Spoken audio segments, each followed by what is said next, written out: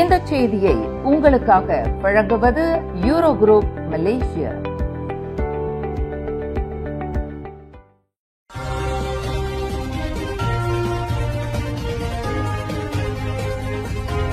வணக்கம். திசைகளின் 5 மணி செய்திகள். 25 விழுக்காடு வரி விவகாரம். அமெரிக்காவுடன் மலேசியாவின் பேச்சுவார்த்தை தொடர்கிறது.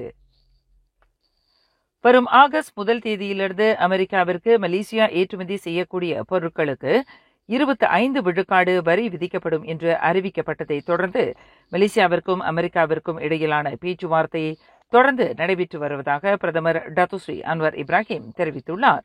இவ்விவகாரம் தொடர்பில் நாளை வியாழக்கிழமை அமெரிக்க வெளியுறவுத்துறை செயலாளர் மார்க்கோ ரூபியோவை சந்தித்து தாம் பேசவிருப்பதாக டத்துஸ்ரீ அன்வார் குறிப்பிட்டார்.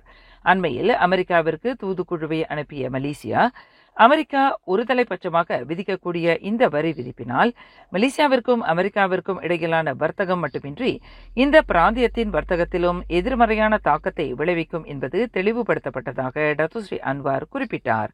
பேச்சுவார்த்தைக்கு பின்னரும் 25 விழுக்காடு வரி விதிப்பில் அமெரிக்கா உறுதியாக இருந்தாலும் பேச்சுவார்த்தைக்கான கதவுகள் மூடப்படவில்லை. நாளை நடைபெறும் சந்திப்பில் அமெரிக்க வெளியுறவுத்துறை செயலாளருடன் விவகாரம் குறித்து தாம் விவாதிக்கவிருப்பதாக டத்துஸ்ரீ அன்வார் தெளிவுபடுத்தினார். ஷா அலாம் வட்டாரத்தில் 2 முன்னணி உணவகங்களிலும் ஒரு முடித்திருத்தும் நிலையத்திலும் குடிநுழைவுத்துறை அதிகாரிகள் இன்று திடீர் சோதனையை மேற்கொண்டனர். சட்டவிரோத அந்நிய குடியேறிகளுக்கு வேலைவாய்ப்பு வழங்குதல், இதர உணவகங்களுக்கும் சட்டவிரோத குடியேறிகளை வேலைக்கு அனுப்புதல் முதலிய நடவடிக்கைகளில் ஈடுபட்டு வந்ததாக நம்பப்படும் அந்த 2 உணவகங்களுக்கு எதிராக கிடைக்கப்பட்ட தகவலை தொடர்ந்து இன்று மதியம் இந்த சோதனை முடுக்கிவிடப்பட்டதாக குடிநுழைவுத்துறையின் ஸ்லாங்கூர் மாநில இயக்குநர் கைரோல் அமினூஸ் கமருடின் தெரிவித்தார். 2 உணவகங்கள் மற்றும் ஒரு முடித்திருத்தும் நிலையத்தில் நடத்தப்பட்ட சோதனையில் 23க்கும் 50க்கும் இடைப்பட்ட வயதுடைய 24 அந்நிய நாட்டு ஆடவர்கள் கைது செய்யப்பட்டனர். அவர்களிடம் எந்த ஒரு அடையாள ஆவணமும் இல்லை என்பது சோதனையில் தெரியவந்துள்ளதாக அவர் குறிப்பிட்டார்.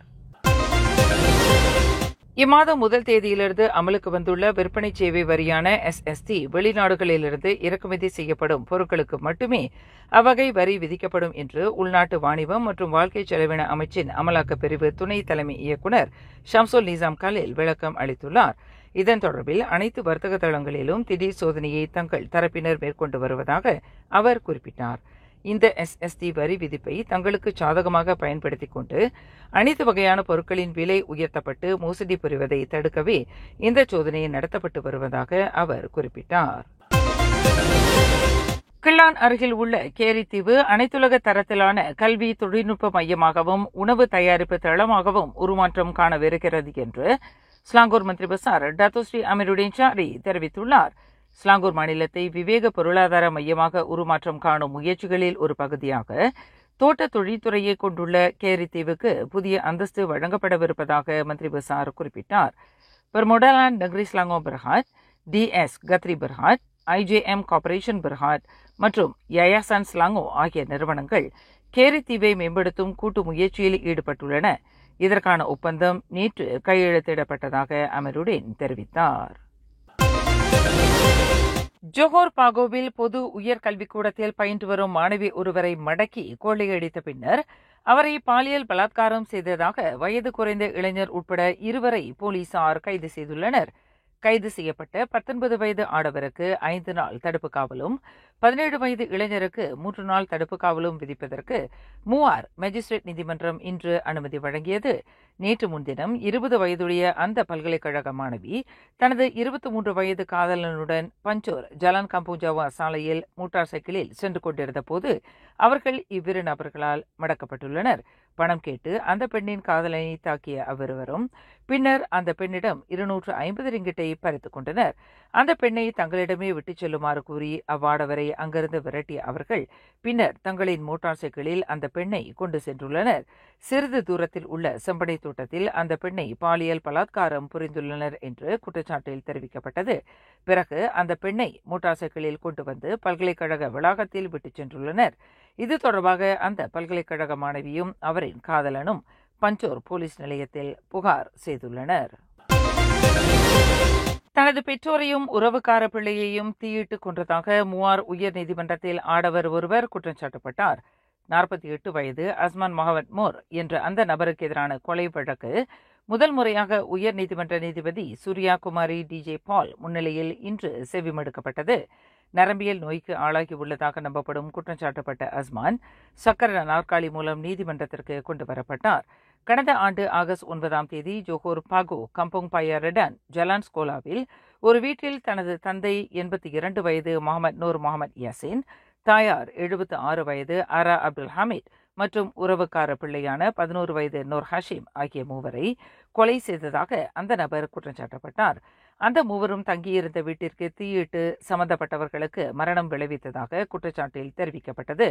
குற்றவாளி என்று நிரூபிக்கப்பட்டால் மரண தண்டனை அல்லது கூடியபட்சம் 40 ஆண்டு சிறை மற்றும் பிறம்படி தண்டனை விதிக்க வகை செய்யும் குற்றவியல் சட்டம் 302 பிரிவின் கீழ் ஒரு வேலையற்ற நபரான சம்பந்தப்பட்ட ஆடவர் குற்றம் சாட்டப்பட்டுள்ளார். மாணவனுடன் பாலியல் செயலில் ஈடுபட்டதாக தொடக்கப்பள்ளியைச் சேர்ந்த பெண் ஆசிரியர் ஒருவர் சிங்கப்பூர் நீதிமன்றத்தில் இன்று குற்றம் சாட்டப்பட்டார். 13 வயது சிறுவனுடன் அந்த பெண் ஆசிரியர் பாலியல் தொடர்பு வைத்திருந்ததாக அவருக்கு எதிராக 4 குற்றச்சாட்டுகள் சுமத்தப்பட்டன. சம்பந்தப்பட்ட மாணவன் அந்த பெண் ஆசிரியரின் வகுப்பறையைச் சேர்ந்தவனா என்பது தொடர்பான துல்லியமான விவகாரங்களை சிங்கப்பூர் நீதிமன்றம் பொதுவில் வெளியிடவில்லை. அதேவேளையில் சம்பந்தப்பட்ட பெண் ஆசிரியரினால் பாதிக்கப்பட்டதாக கூறப்படும் மாணவனின் விவரங்களை வெளியிட தடை விதிக்கப்பட்டுள்ளது. 34 வயதுடைய அந்த பெண் ஆசிரியர் கடந்த 2019ஆம் ஆண்டில் பிப்ரவரி 20ஆம் தேதி முதல் அக்டோபர் 8ஆம் தேதி வரை பல்வேறு சந்தர்ப்பங்களில் அடுக்குமாடி கார் நிறுத்தும் இடத்தில் காருக்குள் அந்த மாணவனுடன் பாலியல் செயலில் ஈடுபட்டதாக குற்றச்சாட்டில் தெரிவிக்கப்பட்டது. இவ்வழக்கு மீதான விசாரணையை சிங்கப்பூர் நீதிமன்றம் அடுத்த மாதத்திற்கு ஒத்திவைத்துள்ளது. திருக்கைலாய பரம்பரை பேரூர் ஆதீனம் தவத்திரு சாந்தலிங்க மருதசால அடிகளாரின் தலைமையில் திருக்கைலாய திருத்தல பயணம் வரும் ஆகஸ்ட் 9ஆம் தேதி முதல் 21ஆம் தேதி வரை 13 நாட்களுக்கு மேற்கொள்ளப்படுகிறது. இந்த பூவுலக பரு கைலை என இந்துக்களால் போற்றப்படும் மிக உயர்ந்த சிவதலமான கைலை மலைக்கு குரு அருளும் திருவருளும் முன்னிற்க திருக்கைலாய பரம்பரை வெய்கண்ட சந்தானம் பேரூர் ஆதீனம் 25ஆம் குருமகா சன்னிதானம் தவத்திரு சாந்தலிங்க மருதாச்சல அடிகளார் தலைமையில் திருத்தல பயணத்தில் பங்கு கொள்கின்றவர்களுக்கு அடிகளாரின் ஆன்மீக நடவடிக்கைகளில் பங்கு கொள்ள அற்புத வாய்ப்பு ஏற்பாடு செய்யப்பட்டுள்ளது. பயணத்திலே திருமுறை பாராயணம், கூட்டு வழிபாடுகள், சித்தாந்த விளக்கங்கள், சிவானந்த சிவனருள் பயிற்சி, சமய விளக்கங்கள் போன்றவை நடைபெற இருக்கின்றன. கிடைப்பதற்கு அரிதான ஒரு வாய்ப்பு நமது தவத்திரு அடிகளாருடன் திருத்தல பயணம் மேற்கொள்வது. ஆதலால் அன்பர் பெருமக்கள் இந்த அரிய வாய்ப்பை பயன்படுத்தி கைலை மலையானின் திருவருளை பெறுமாறு அன்புடன் அழைக்கின்றனர் my Yatra Empire travel and tours குழுவினர். இத்திரு கைலாய பயணத்தில் பங்கு கொள்ள ஆர்வம் கொண்டவர்கள் கீழ்கண்ட தொலைபேசி எண்ணில் தொடர்பு கொள்ளலாம். மேலும் செய்திகளை தெரிந்து கொள்ள கீழே இருக்கும் பெல் பட்டனை அழுத்துங்கள். உங்கள் மகிழ்ச்சியை வெளிப்படுத்த லைக் மற்றும் ஷேர் செய்யுங்கள். தொடர்ந்து திசைகளோடு இணைந்திருக்க சப்ஸ்கிரைப் செய்யுங்கள்.